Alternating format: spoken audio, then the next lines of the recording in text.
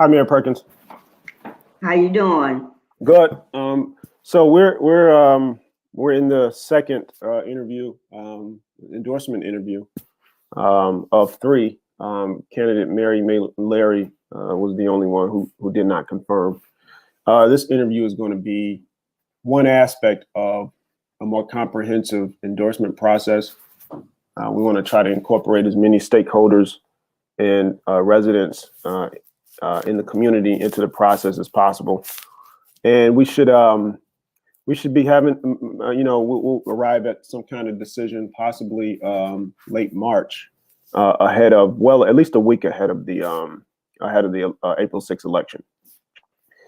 I do want to remind people before we go any further that there are two more times that they'll be able to see you all as candidates before the election. One is on Wednesday, March 24th at 10 a.m. I actually just got word of this yesterday. At Proviso Baptist Church, 1116 South 5th Avenue in Maywood, Interfaith, Illinois is hosting the candidates forum. Doors will open at 9 a.m. Again, the forum is supposed to begin at 10. Anybody with who wants more information can call 708-396-6944, 708-397-6944. And the organizers have mentioned that distance seating and CDC COVID-19 protocols will be observed. And then the day after that, on Thursday, March 25th at 7 p.m., the Coalition for Spiritual and Public Leadership will host a candidates forum online as well. Theirs is exclusively online, I believe, and you can visit CSPLaction.org for more information on that. So, these interviews, Mayor, are really just conversational, back and forth. We'll ask some tough questions, but also give you as much time as you need to flesh out your plans, your some of the reasons that you are running. So the first question goes to accountability and transparency. I know that during this current election cycle that we collaborated with some activists out of neighboring Oak Park to put together a candidate questionnaire in order to hold candidates accountable and to make sure that this election season has a degree of transparency by asking candidates to submit these questionnaires for them to answer. I know that so far you've been the only campaign not to submit the questionnaire. I just want to allow you an opportunity to explain why and remind you that you do have until the day before the election to submit that questionnaire. We'll have them done by then. Okay. You during the March 14th candidate forum, you were asked to identify 3 of your top priorities heading into your reelection bid. This will be your 3rd term as mayor if you do win reelection. And you identified as the first thing mentioned the villages dealing with the COVID-19 virus. You mentioned that as your first priority. Explain how, as mayor, you've dealt with the virus since the COVID restrictions started being implemented back in March of 2020. Well, first of all, we follow the guidelines of the governor, and whatever he has set up, we have followed that. We have at 2 occasions we passed out masks and the PP information. We do have a young lady called and asked about our information. It is on our communication form there at the Village of Maywood. All I gotta do is go to communication and they will find that information. We have also passed out we've given out information. Plus we're doing April the 3rd, we're doing a free form for I apologize to you. we have the form of passing out the information concerning the testing of the virus. And also, like I said, we have been involved in working with the various departments to see to it that our citizens get it. And then we had a meeting with the mayors. And at that meeting, I mentioned that my secretary has been reaching out to the various organizations, trying to find out when the village of Maywood would get their opportunity to get tested. I mean, also to get the test, the shot. And we ran into brick walls, but that was that Wednesday that I mentioned that. But that following Thursday week, Prep Winkle came to the village of Maywood and passed out 100 shots to our senior citizens at the Garden House. And that was only for the Garden House. We have been working with various organizations to find out when the village of Maywood would get their opportunity to get shots. And we are working on that. And Trustee came Tuesday at our meeting, said that he had a position that we would be able to get that. And then also we talked to another organization saying that they're working on trying to get shots here for the village of Maywood. So we have not been helpless. We have been reaching out, looking for anyone that's willing to help the village of Maywood, because as we both know, we fall in the brown and Black community. So we are working to make sure that our citizens here in the village of Maywood get their opportunity and their shot. Mary, we reported yesterday that the Cook County Department of Public Health, they announced yesterday, the 19th, that Maywood, along with Berkeley, Bellwood, Merrill's Park, North Lake, and Stone Park, were among 32 municipalities that are going to be the focus of the county's equity distribution program. And as part of that, residents in Maywood and those 5 other Proviso Township communities, which are part of the 32 that were listed, the county will be reserving appointments for them specifically. Are you familiar with that? No, I had not gotten that information. Okay, and that's from the Cook County Department of Cook County Department of Public Health. Yeah, we've been working with the various departments, attempting to get whatever we could for our citizens. Now, you know that there was a massive outbreak of COVID-19 cases in the police department recently, a few months ago. After that outbreak, you called for the implementation of a mask mandate, or you called that residents be required to wear face coverings in public. That was passed by the board in February. But that came roughly a year after the COVID-19 restrictions were put in place across the state and country in March 2020. Do you think you could have acted earlier in implementing that and calling for that mask mandate? Well, what you have to realize is that the people out here is really not ready to have that done. As you know, there's been fights, and if you follow the news, some of the people don't even believe that it actually exists. So for me to make that call is not that easy. We had people here in the community that was demanding that we made that call, and we followed the suit of the citizens that called and demanded that. So the fact that we could have the ability to do it is the reason that we proceeded and moved forward to do that. And it had a lot to do with some of the citizens demanding that we do it. And it was not based on that we didn't want to do it. It was based on the fact that you have people out here, citizens out here, that do not even believe that this virus exists. Plus, they're not willing to wear masks. And they feel that we are violating their rights if you demand that. So that played a big part in what we were attempting to do.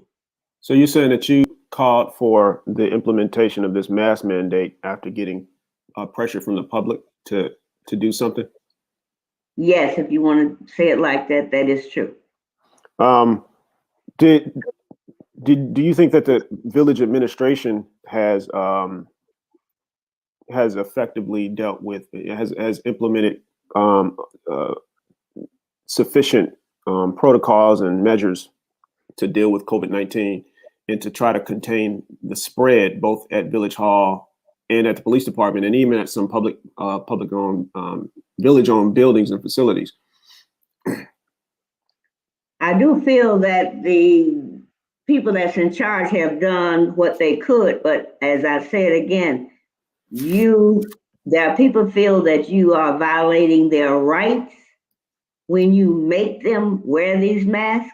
And I basically think that the department heads did what they could to see to it that their employees followed the guidelines, and that's basically what I feel happened.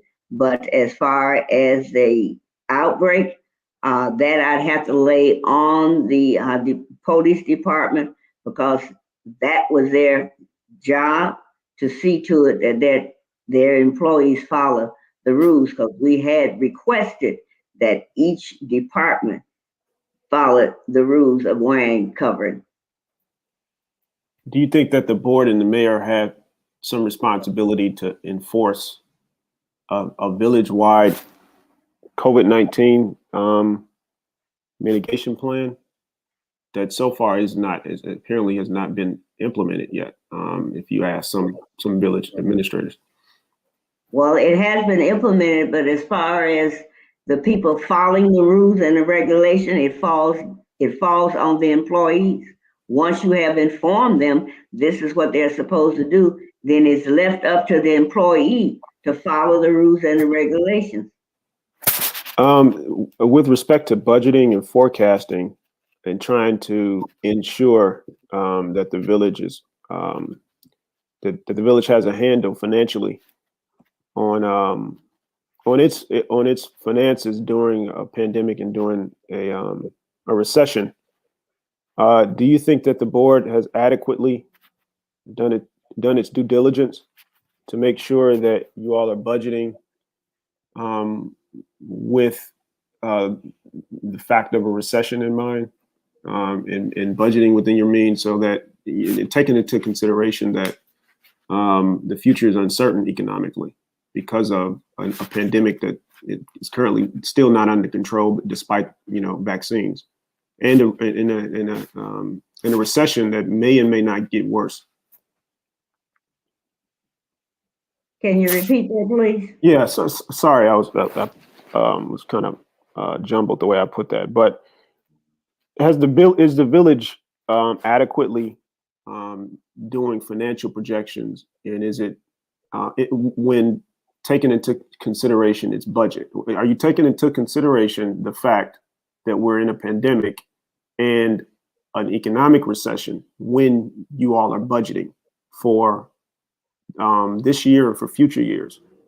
Do you all do like financial forecasts to see, whether it's appropriate for us to spend, so much money in our general fund, or how are you all trying to make sure that you don't get swallowed up in the wider economic unrest that's happening in the country? Well, first of all, we now have a zero levy, so that eliminates what you're referring to, because then if you do not have finances, you cannot set things in order. We have a zero levy for 21-22. So you have what you have, and you have to work with what you got. So you cannot make future plans on zero levy. You can look for grants and things of that nature, but that's basically all you can do with a zero levy. What levy level did you want? We should have went with a 5. You do not have to spend that, but we should have went with a 5 because we need policemen and we need cameras. And there was some other items that was much needed, but we had a $2 million shortfall. And the reason we balanced our budget is we eliminated many things to make that a balanced budget with the $2 million shortfall, because we were unable to get revenue because of the virus. You said you've talked about the shortage of police officers quite frequently, but it's been stated at the board level by some of your colleagues that there was money that the village budgeted for a few police, but that those officers have not gotten hired because the Police and Fire Commission that you disbanded before. Well, you didn't disband them, but you made the sitting commissioners resign so that you could appoint new ones. Those new commissioners haven't yet met to start the process of hiring those additional police officers. How accurate is that interpretation? That information is very incorrect, and I can speak to you later concerning it. I will not go into it right now, but that's very incorrect. That was a position for one policeman to be hired for 1 year, and the past board did not hire that individual. So that information is incorrect. And the board is functioning and has been functioning ever since it had been changed. And that information, like I said, is incorrect. I can speak to you at any time later to give you the correct information on that. That's what has been put out, but that's not correct. Had the village been able to pass a 5% levy instead of a flat levy, would you all have been able to hire police officers? I mean, because from what I understand, how the village administrators put this, a 5% levy, only 2 or 3% of it covers pensions. You only get a few more percentage, and that's a few $100,000 to spread across your various revenue needs. So you probably wouldn't have been able to fund the additional officers that you want, even if that 5% levy were approved. So where would you get the money to fund those other officers? Well, if we had gotten a 5% levy, we would have been able to fund an officer. We would have been able to fund it because we could look and see at the budget what we need to do to make sure, because we are short officers. For instance, downstairs, you have 2 windows that are not covered. If the people have a problem or a complaint, they go to that window, there's no one there. You are short police officers. You are short patrol, which is much needed here in the village of Maywood. And I would not have been able to get the 5% levy because of the fact that I have not had any votes beside myself with anything in the 8 years that I've been mayor. You said you've not had any more votes beyond yourself in the 8 years you've been mayor? Very correct.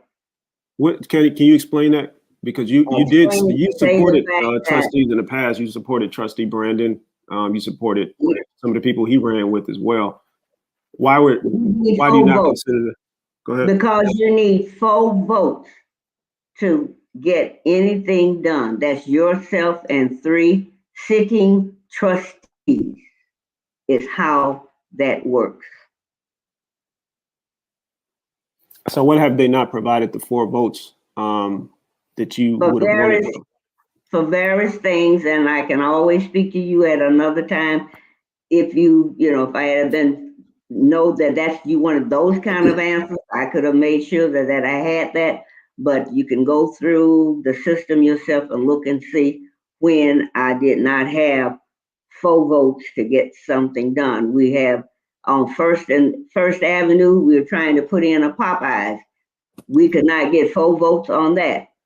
Young lady came to give us 9 apartment buildings in the village of Maywood. We could not get 4 votes on that. So if you would take the time and look into what that situation is, you can see that I have not had, besides myself, 3 other votes. You mentioned the Popeyes that you would have voted for on First and Lake, right off the corner of First and Lake. I think behind the Burger King, if I'm not mistaken, right? Yes, very correct. But you need economic development in the community. How can you ask people to come to your community and you turn them down?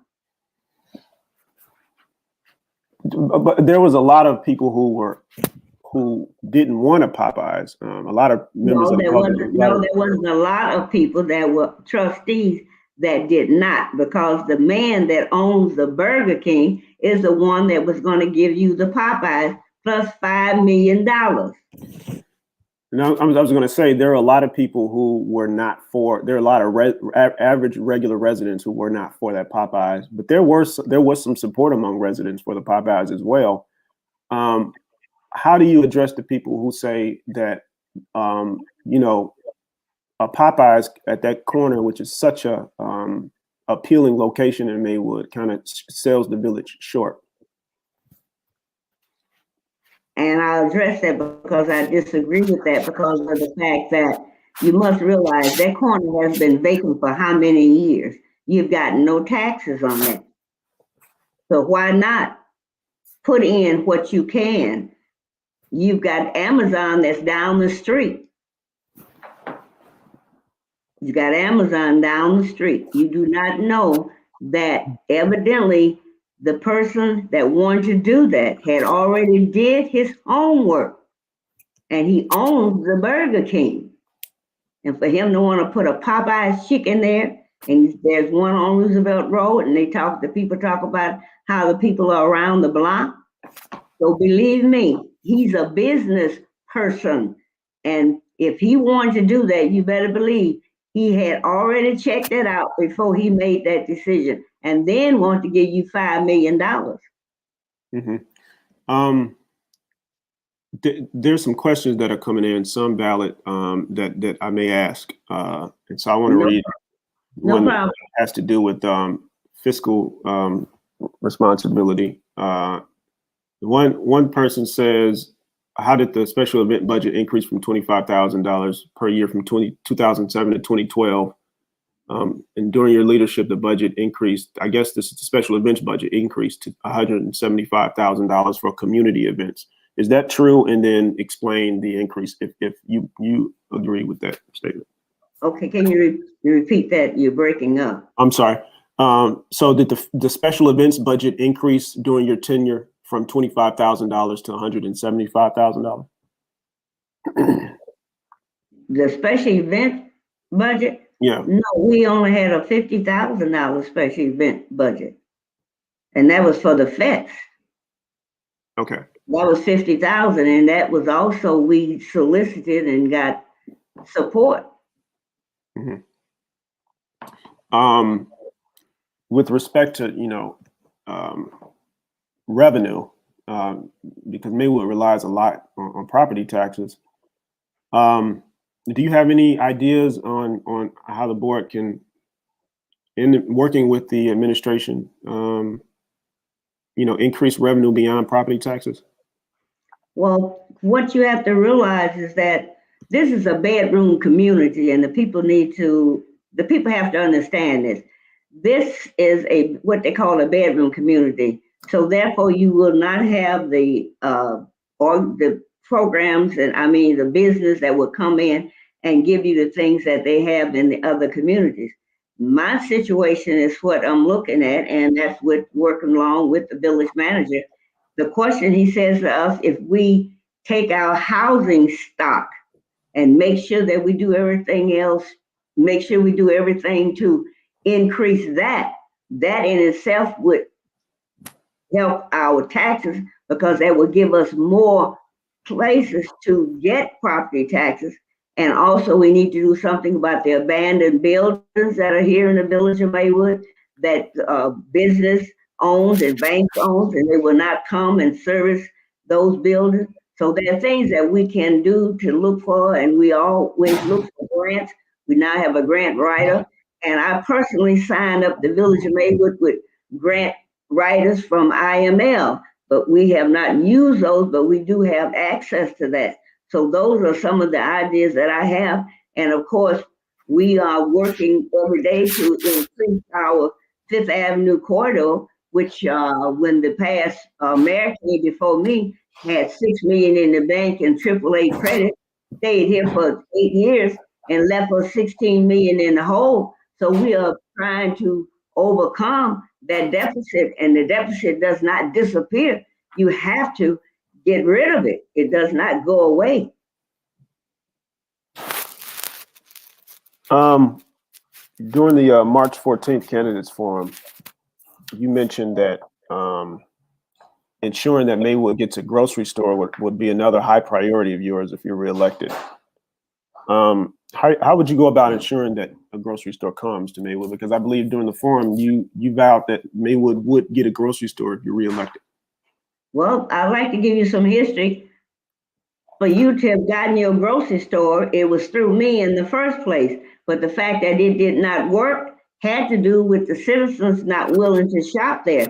Now, I am willing and continue to fight to give us a grocery store, and that's what I plan to do to make sure we, the Village of Maywood, get a grocery store. But back in the year of 2000, we found out in order to get a grocery store, what you have to do to actually have a grocery store in your community, you need the surrounding communities to support your grocery store. That's how you get a grocery store. But our surrounding communities, they all have their own grocery store. So that's why you have to fight to get your grocery store. But once we get it, we have to get the citizens to utilize and use it, because that's what happened to the last grocery store. The people did not shop for various reasons, and that's how you lost the grocery store that we did have. You said you were pretty confident in saying that you would guarantee a grocery store if you were reelected during the forum. So I kind of want to give you an opportunity to go into details about how that's going to happen. Well, the only details I can give you is that we're going to get a grocery store. I'm fighting every day to get us a grocery store. And that's the only details, because unfortunately here in the Village of Maywood, you have what you call a conspiracy. You cannot put out information, because once you do, you believe me, it ends. We could have had First Avenue there with Wind Trust. We put that information out. We got the conspiracy and we lost Wind Trust. When you say there's a conspiracy when you put out information ahead of development, are you saying that you said a developer should come into the community without informing the public first? No, I did not say that. I said that so much information you cannot physically give out until you are sure that you have gotten that done.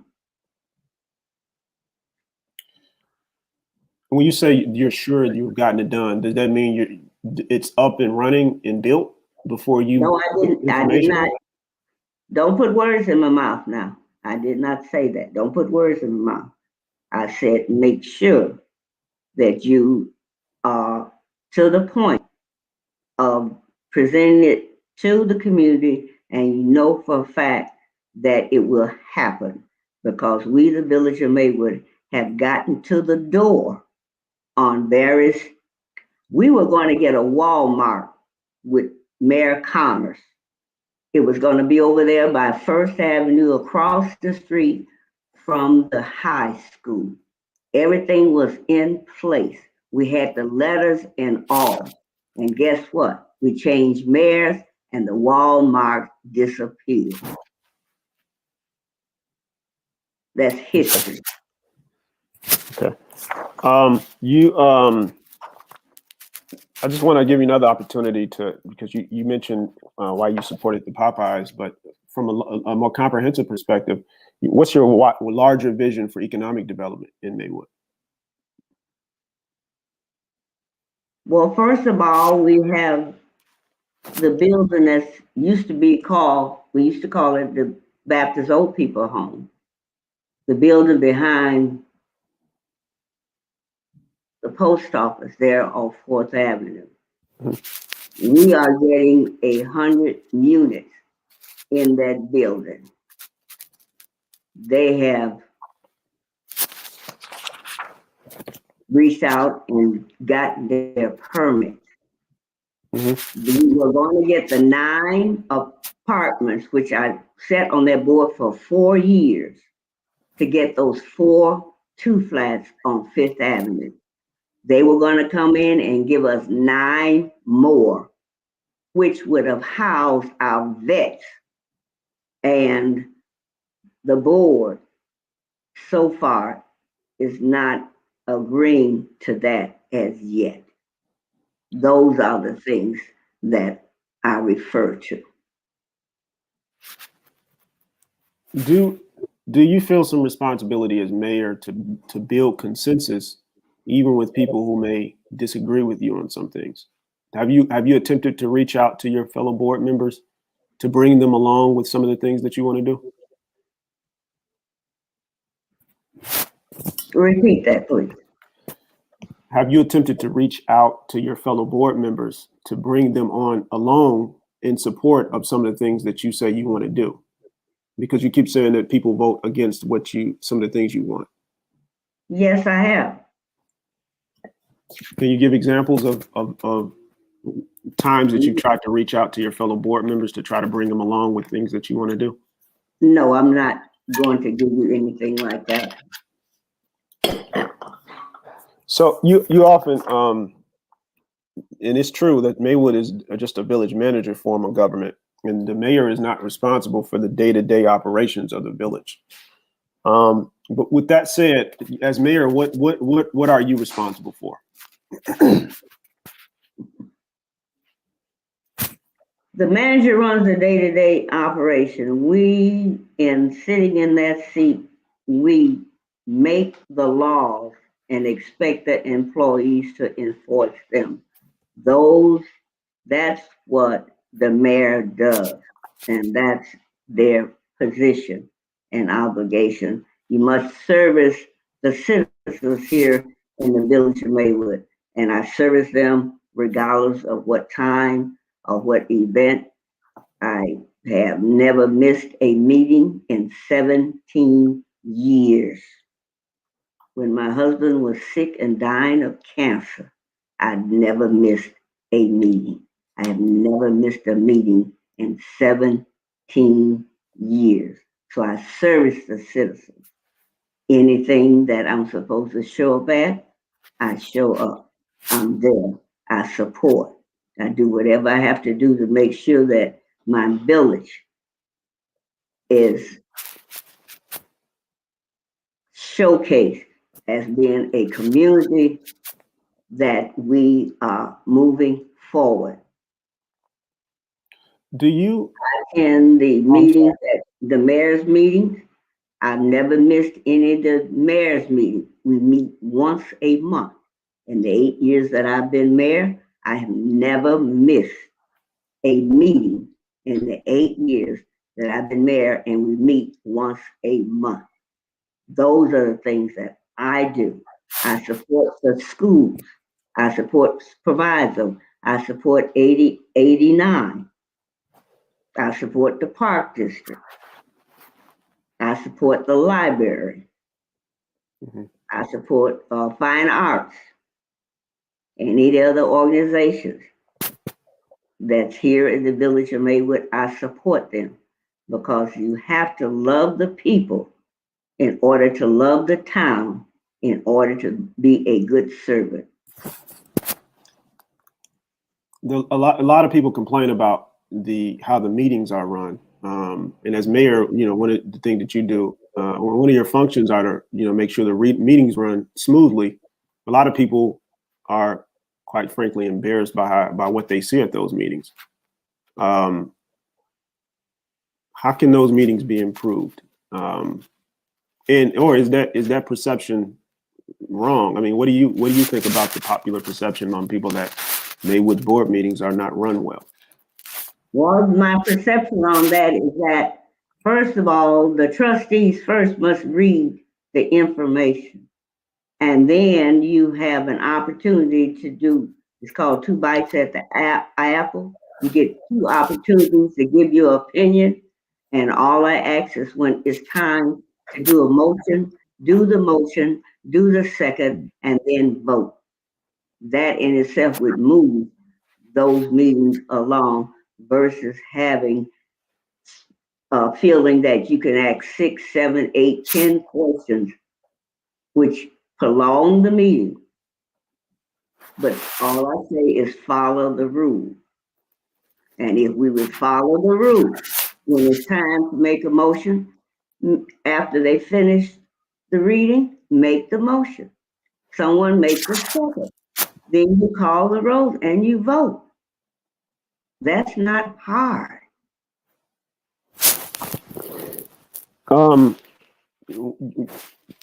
Switching to holding the department heads and manager accountable.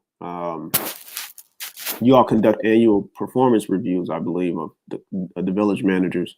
Can you kind of explain what criteria the board uses to evaluate the manager, and are you satisfied with how that process is currently structured? No, I'm not satisfied with that, and I'm not at liberty to go into what you may feel it needs to be said. But no, I'm not happy with the way things are done, because the whole point is the whole board has to participate, and that is what you need. You need the board. You need the board to participate and be a part of what's going on, and that structure has a lot to do with the participation. Are department heads, are they required to undergo performance reviews by the board? Yes, they are. And do those reviews, is there a way for residents, if they wanted to see how the board thinks of the performance of their various department heads and their village manager, is there a way for residents to maybe FOIA those, or are those publicly available? Well, that information, I'd have to get back to you on that, because we have to check with our attorney to see whether or not that is available for the citizens to do things of that nature. So the current manager, Mr. Norfleet's contract will be up soon. Do you know if you plan on voting to renew his contract? I would not give you that information. Okay. Are you satisfied with his performance? I would not give you that information. So there's been certain things that when it comes to transparency and accountability that the board has put in place, and I just wanted your opinion about some of these things. One of them was this My Civic app that Trustee Booker was in support of, that would have replaced the Gov QA, I believe. Do you think this My Civic app is a good alternative to what we had in the past, which is basically a tool to allow residents to make complaints and have those be filtered to village employees, so that we can track, where complaints and where incidents that need to be addressed by Public Works and things like that, where they're located, and we can track the status of those. Do you think this My Civic app is going to be effective? Well, I'm giving you that opinion on that. First of all, you have to have the personnel to be a part of that. And we, the Village of Maywood, does not have the personnel for the My Civic Act, and the manager's working on that. We had a Q&A, and that wasn't being followed. So it all boils down to personnel. Do you have the personnel to do the work that goes along with Q&A or the My Civic? First of all, we do not have the personnel to do the question, and we do not have the personnel to do My Civic. So it all comes down to personnel, and then that comes down to finance. You mentioned you were looking to see what would transpire because of the finances, to see whether or not the program that he's attempting to put in place is have the personnel to follow through with it. You mentioned that the village is short-staffed and they need cross-training. Can you kind of explain what that might look like, what cross-training is, and what cross-training would look like among employees? Cross-training means that the individuals that you have doing a job, you cross-train them to do additional jobs. Then that come down to your union, whether you can cross-train people. If it's in your union to cross-train, it's okay, but You have to look at your union. Maybe your union say no to the cross training. It all boils down to how you're set up, how your town is set up. Okay. And cross training would be nice. The job that I came for with the 30 years did cross training, but so far not here in the village. So you have to come to the point where you would come up with a program that you would do cross training. It has to start with a program. The switching to public safety issues. What's the status that a lot of people know that there was a woman, Ruth Johnson, who was killed in a car crash involving Maywood Police Department squad cars who were chasing another car, and that was almost 2 years ago. The village board authorized an outside investigative firm to come in to look into the matter. But 2 years later, we still don't know what the results of that investigation are. And apparently the relatives of Ms. Johnson have not been satisfied with the police department's outreach. And they have also not been satisfied with the board's outreach. So do you know what the status of the Ruth Johnson case is? It's called investigation, and it's in the process of being investigated because the investigators that we brought in as of yet have not finished their investigation. And the information is incorrect, so we don't want to put out that the village of Maywood was involved in that. We got to be sure that we're saying correct information.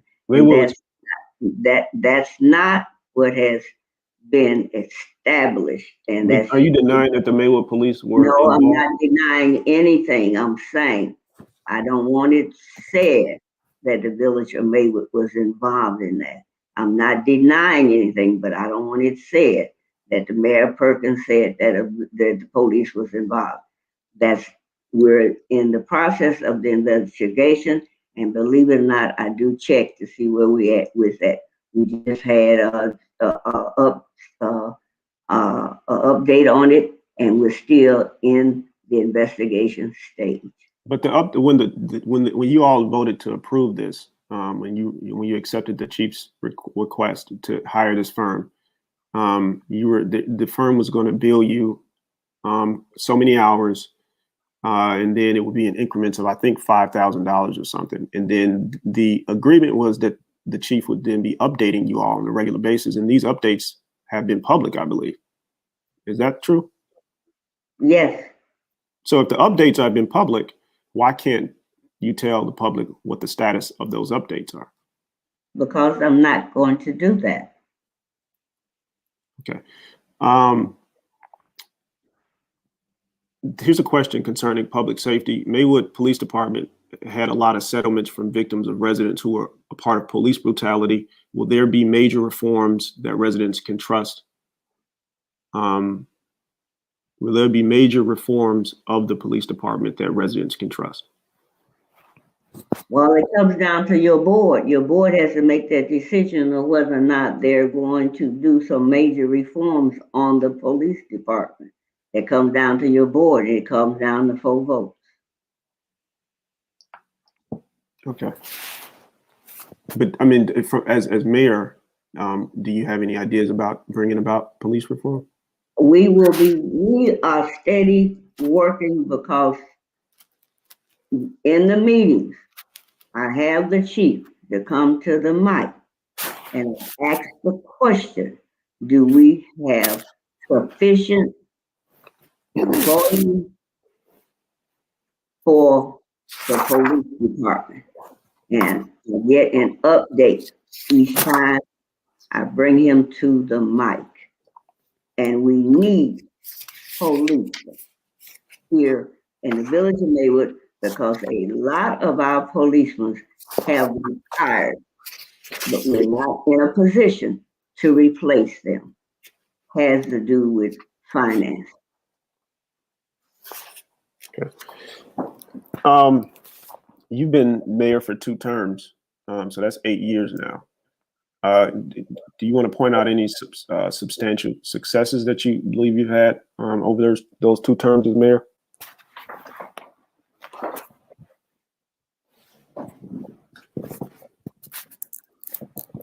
First of all, I'd like to say that you have the building on Fifth Avenue. You had over 2,000 people try to get into that building. You've got bus shelters at your bus station. You've got wind trusts have come back here to the village of Maywood. You have Bridget Chapman, who have attempted to do a program here in the village of Maywood, and we're working on that. You had Land Bank, who is now, and we had a building at 5th and Washington Boulevard, which we, the village of Maywood, could have taken that building and did a bunch of active things with, but the trustees voted to give it to the Land Bank. You have, like I said, we're working on, you have the Baptist Old People Home. They're going to do 100 units. You've got the 4 buildings there on Fifth Avenue, which I sat on the board for 4 years and got that. And also I was going to get 9 more, but you have a different situation with the trustees. And then the young man wants to bring in the Popeye, which we were working on that, but we're looking at that. So I have done various things. And also before I became mayor, you got $4 million. That was because of me, Trustee Perkins. We sued the company that stole our money, and we got $4 million. The past Mayor Connors reconstructed the finance, gave us $2 more million, which left us $6 million in the bank in AAA credit. You have the building on 5th and Roosevelt Road, which I have fought for the land bank. We've got that, but then now the young man has did an injunction, so we're going to have to fight to keep that. So those are various things that I have been able to accomplish with help. I do not deny that, with help. And the only thing I'm saying, there was more things we could have done if you had given me 3 votes beside myself.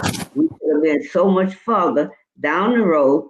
And to say this, we have the highest tip in the proviso area, the highest tip in the proviso area, and then you have the opportunity zone and the enterprise zone.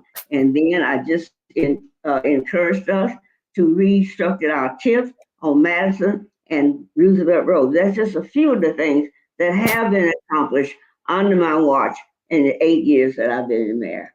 And you won't talk about all the streets we have fixed. I will talk about all the alleys we have fixed. But thank you very much. And we also had, without we paid any dollars, all the alleys have lights. That was done under my watch. So you said that you pointed out that you were personally involved with some of these projects as mayor, such as the affordable apartment buildings that are going up on Fifth Avenue. Can you explain, what you did personally as mayor, not just as the village as a whole, to make sure that project got here and was built? I sat on the board for 4 years.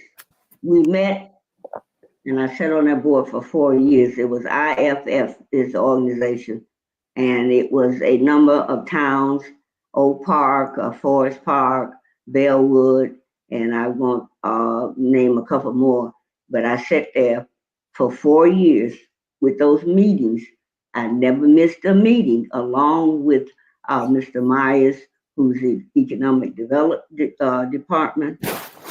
I sat there with him for 4 years to make sure that we got what we were entitled to. It was an organization called IFF. We did that. That's how we got those, because it was supposed first have to be in homes. The homes turned into apartment buildings. I had no problem with that. And we have 4 apartment buildings that we won't tell you, we won't mention how many people tried to get in those 4 apartment buildings on Fifth Avenue down by the McDonald's. You mentioned opportunity zones and enterprise zones during the forum as ways that measures that can be used to encourage business development in Maywood. Can you talk a little bit more about how opportunity and enterprise zones have helped the village? Well, we just received the enterprise zone was going to run out, and we applied for that. In order to do that, you have to merge with your surrounding communities. So that's how we wound up with the enterprise zone, opportunity zone, and opportunity zone that we received. And what it is, it has to do with business coming into the village of Maywood. They have the opportunity to apply for. They get in order to build their building, there's certain rules and regulations they have to follow, and that gives them the opportunity to get some of their supplies and things at a certain rate. So that's just basically how the opportunity and the enterprise zone works, and it's for the business. Now, to be clear, Maywood has been designated an enterprise zone for at least 2 decades, but starting a few years ago, under Rounder's administration, former governor, he required that Maywood partner with other communities, correct? Correct. And so it was expanded. So now Bellwood and Broadview, I think maybe Merrill's Park or parts of it are also included in that enterprise zone. Yes, we had to do that in order to apply because our enterprise zone was running out. So in order for us to be considered, we had to include surrounding communities to be a part of it. We did that. It passed. We are now an enterprise zone. And now in the some of the major development that's happened in the village, I guess, since it became an enterprise zone, was Aetna and those businesses along St. Charles that sit on the side of the former Maywood Can Company. Yes. Are there any other businesses that were developed as that you think were the result of that enterprise zone? Because a critique of it. Go ahead. I'm sorry. Well, if you look at Amazon and Merrill's Park, they are part of the enterprise zone. So look at how much they benefit for being an enterprise zone. Now, the opportunity. Any business that's coming here into the village of Maywood would get that same opportunity. But you first have to bring the business into the community for them to be a part of it. Now, the opportunity zone. You cannot turn down every business that comes here to the village of Maywood. Now, to be clear, the opportunity zone that you're referencing is a tax credit program that was developed under the Trump administration when he passed his major tax relief bill. And under that program, basically rich investors who develop in areas that are determined to be blighted, which includes Maywood, they get tax credits in return for those developments. But are you aware of any developments that have come to Maywood as a result of those Trump era opportunity zone programs? No, I'm not aware, because basically we just got to be an opportunity zone. Now, we've been an enterprise, but we basically got to be. So I'm not aware of a business that have come in under that program as of yet. No, a major critique of those programs is that, you know, the jobs that are supposedly created, they only have to volunteer that information, and the job projections that they use in order to try to get those credits oftentimes are inflated. And so the critique is that what happens is the tax credits turn into a boon for developers, but they often don't result in the amount of jobs that developers promise they'll bring. And this is a critique of a lot of this type of development. And a lot of these development tools that are basically tax breaks for wealthy people how do you think that villages like Maywood can get ahead and spur development without having to rely on these mechanisms that are essentially just tax loopholes for wealthy people?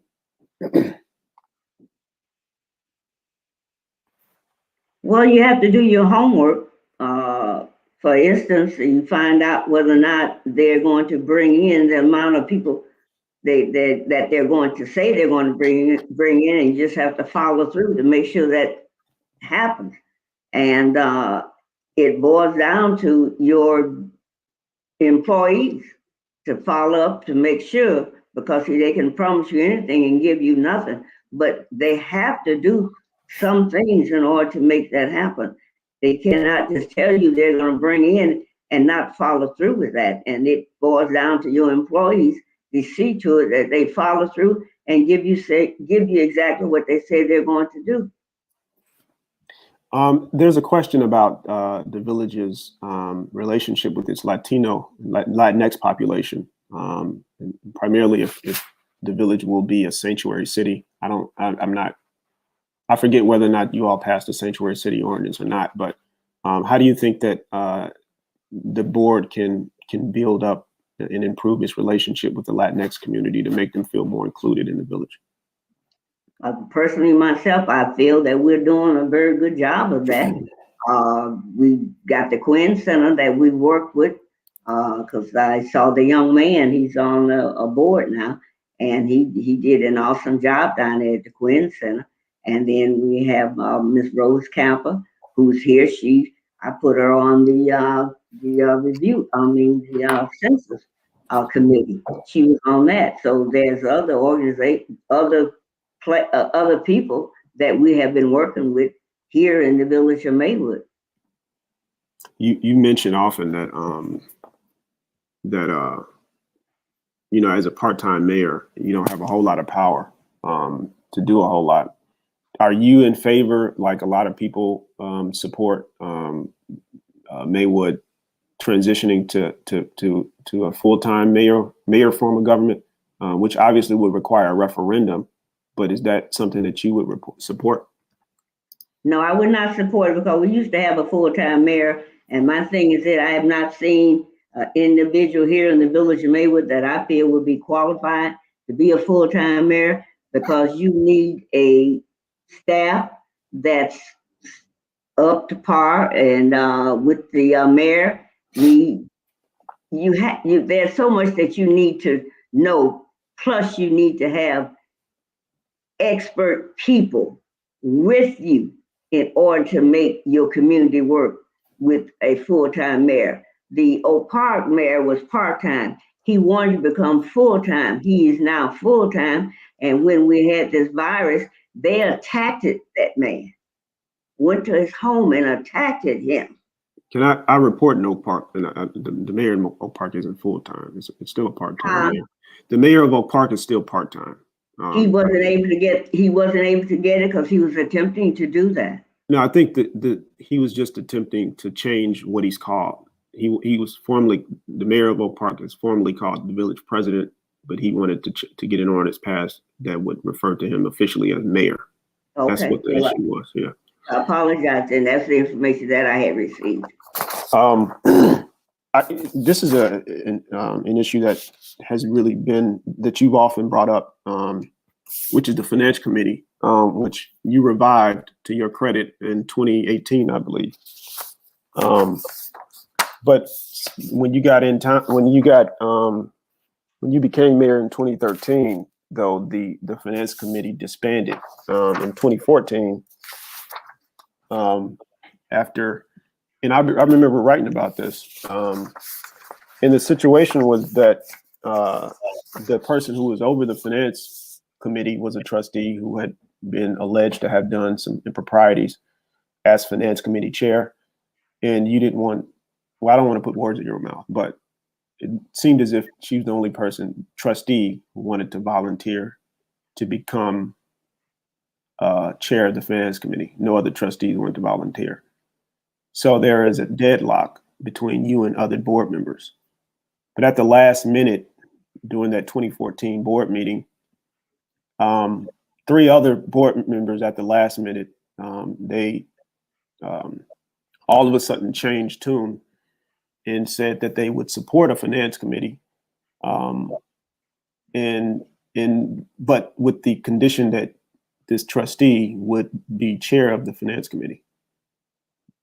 After that happened, moments after that happened, you shut down all consideration of the matter. And since then, from then on until 5 years later, the village was without a finance committee. So do you think that you could have perhaps in that moment when you shut the committee down, maybe taken a different route or made a different decision so that you could continue keeping the committee? Because that trustee she was long gone and the village still didn't have a finance committee. So is that, in that moment, do you have regrets about making that decision? No, I don't have any regrets because of the fact that if you talk about what you followed, you would follow the fact that the past mayor had the support, and I did not have the support, and they refused to serve on the committee. And that's why when I got this time, I said to each one, everybody would be on the finance committee. Now, the trustee did not want me to be the person who chaired the finance committee. And that's why you have the individual that you have now that's chairing the finance committee, because one of the trustees did not want me to be chair of that committee. That's what I'm talking about when I say you need the support of the trustees, and you need 4 people that have like minds to get things done. So you don't feel that you should have bore some responsibility for the fact that there wasn't a finance committee for 5 years during your tenure? No, I do not feel. If you followed it like you said you followed it, you would know for a fact I did not feel, because I could not get them to serve. You cannot make people serve on no committee. Okay. And this is another situation that speaks to some of the things that you had discussed, because you mentioned yourself that Maywood really doesn't have a whole lot of capacity when it comes to implementing a lot of this stuff. You currently have a board secretary, and that's pretty much it. You probably would need some more support in that mayoral office. Do you think that you would benefit from an additional, maybe even a part-time staffer in the office to help the mayor, whether it's you or anybody else, get more stuff done? Well, the board I had would not even allow me to do that. So that would be a dream, but the board would not allow that. When you first came into office, there was a person who was technically the village spokesperson, but he had come in under your predecessor, Henderson Yarborough. You got rid of that position entirely? Now I have to beg your difference. I'm not familiar what you're talking about, so we would have to talk at another time, and Okay. I have to research what you talk about, because I don't remember getting rid of anyone because I do not have the power to do that. So I don't want to give these people the wrong impression.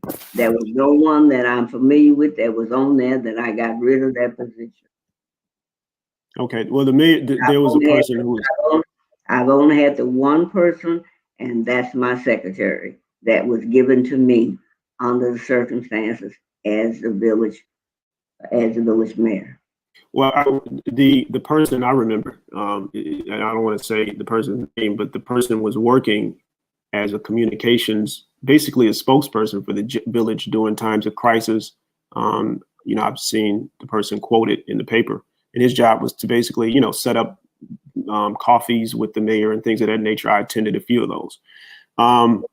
That person, if you had simply, replaced him, but kept the position and just brought in somebody who could have helped from a communication standpoint, is what I'm saying, instead of just eliminating the position entirely, which is what happened. Do you, and I ask these questions to kind of get to your decision-making process. Do you take some responsibility for being effectively handicapped? Because you say you don't have any power, you're powerless, but there are things that you may have done that some people may say you do against yourself, and you kind of shoot yourself in the foot. The finance committee was an example, and this communications person is another example, because the person who was in the position worked for Yarbrough. You didn't like Yarbrough, so you got rid of the position instead of keeping the position and bringing in somebody who could have helped you, do more of what you want to do, and it could have helped the mayor be a better communicator. Do you take responsibility for some of these decisions that I'm referencing? I disagree with you, and I now think I know who you're talking about, and we won't have that discussion because I don't want to call his name. Yarborough brought him in, and he was working at a position that I was not aware of, and I was not informed that it was a position that he had, and I was to replace him or to get someone to be in his place. And then you talk about the finance. The people refused to serve with me. So I could not make those people serve on the finance committee because they refused to serve with me. So you cannot make people serve on committees. So I disagree with you. And like I said, under the circumstance, I would talk with you at any time that we can straighten this out, that you can make sure the information that you're putting out is not correct. But thank you. Okay. I just want to be clear, though, that that was a position that was in the mayor's office that would have allowed there to be a person who would communicate on behalf of the village and on behalf of the mayor. It would have made your job a lot easier, but instead of getting your own person, you decided to get rid of the entire position. That's incorrect, and please not keep saying that, because what I'm going to do, I want to give you an opportunity to kind of set the record straight. No. What I'm going to do is go back to the individual that you're talking about, and then I'm going to check the records, see what that individual was paid, what his title was, and all the above, and I will make sure you get the correct information. Thank you. Okay. I wanted to allow you an opportunity to make the pitch for why you deserve a third term as mayor, and you can take as much time as you want.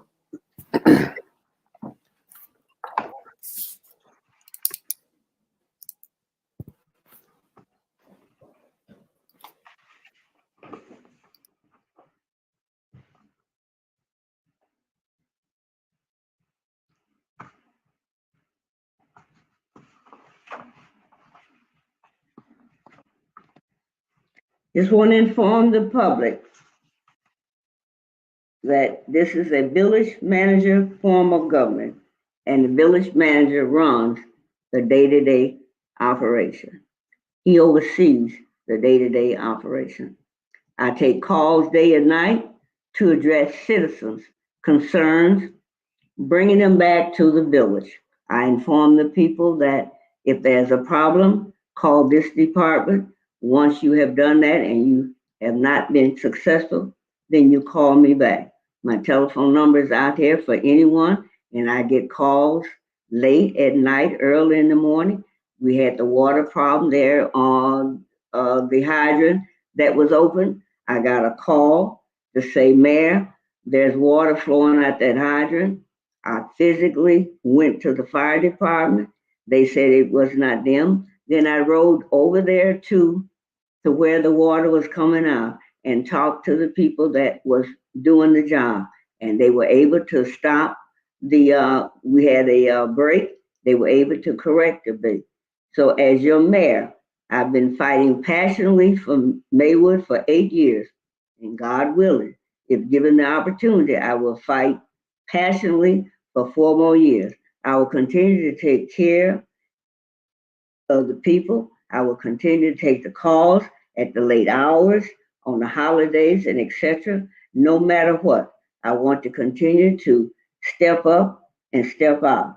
I want to say to the citizens, I believe the village of Maywood have the ability to be a strong town, to be to be to the point that we can show the surrounding community that we have the ability, the know-how to be a successful town.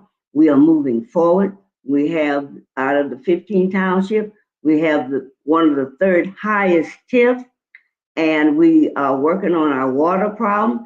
We have did streets, we have done alleys, and we have never asked you for one extra dollar. We have not had a water increase in 5 years, nor a garbage. And as I said, we have buildings. People are building homes here in the village of Maywood. I sat with the assessor and talked to him and said, please assess the village of Maywood like they should be. And that has happened. We have a home now here in the village of Maywood.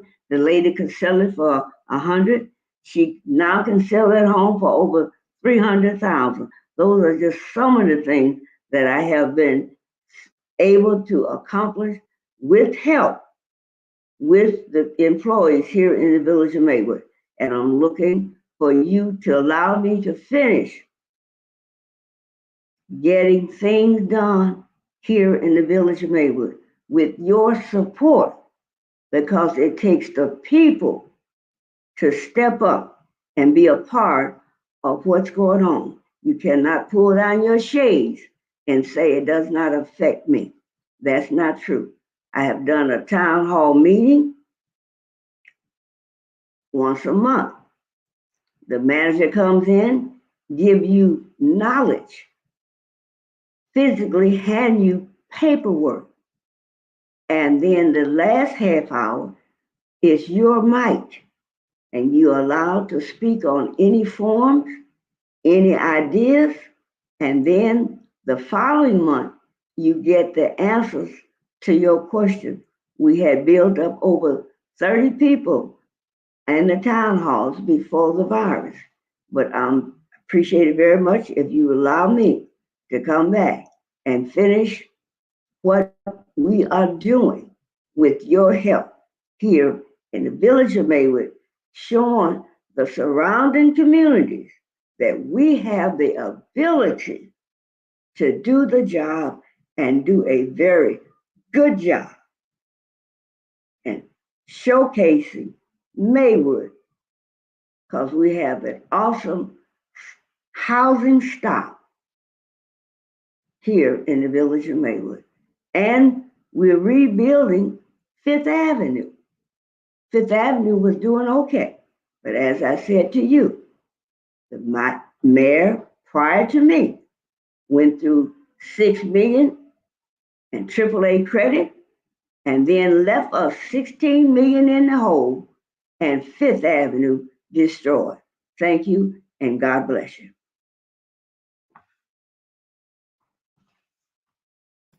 Thank you, Mayor Perkins. Thank you. Thanks for taking the time on a Saturday to do this. I want to remind everyone else there are 2 more opportunities to listen to the candidates on March 24th at 10 a.m. at Proviso Baptist Church, 1116 South 5th Avenue in Maywood. Interfaith Illinois Incorporated is hosting the candidates forum. Doors will open at 9 a.m. For more information, call 708-397-6944. And on Thursday, March 25th at 7 p.m., Coalition for Spiritual and Public Leadership will host a candidates forum online. You can visit csplaction.org for more information. Each candidate that is not endorsed by Village Free Press will get the opportunity to submit an editorial to the newspaper on why they believe they are the best candidate in this race. We have a scheduled 7 o'clock interview with Trustee Isaiah Brandon, the last endorsement interview. So we will take a quick break and allow Trustee Brandon to enter the StreamYard studio in the meantime. Mayor Perkins, thanks again. I really appreciate it. Thank you. And remind everybody your website, your campaign website, how they can get in contact with you. We reserved that opportunity for the last guest. Do you want to remind people of your campaign website and how they might volunteer? Okay. The election is April 6th. Everybody, we want to urge you to get out and vote. Mayor Perkins, did you hear me? Yes, I did. Okay. Do you want to give everybody your campaign website and or how they can contact your campaign on Facebook? I'll have to get back to you. Okay. All right. I just want to extend the opportunity. I appreciate it. Thank Okay. you. Take care. Bye-bye. Bye.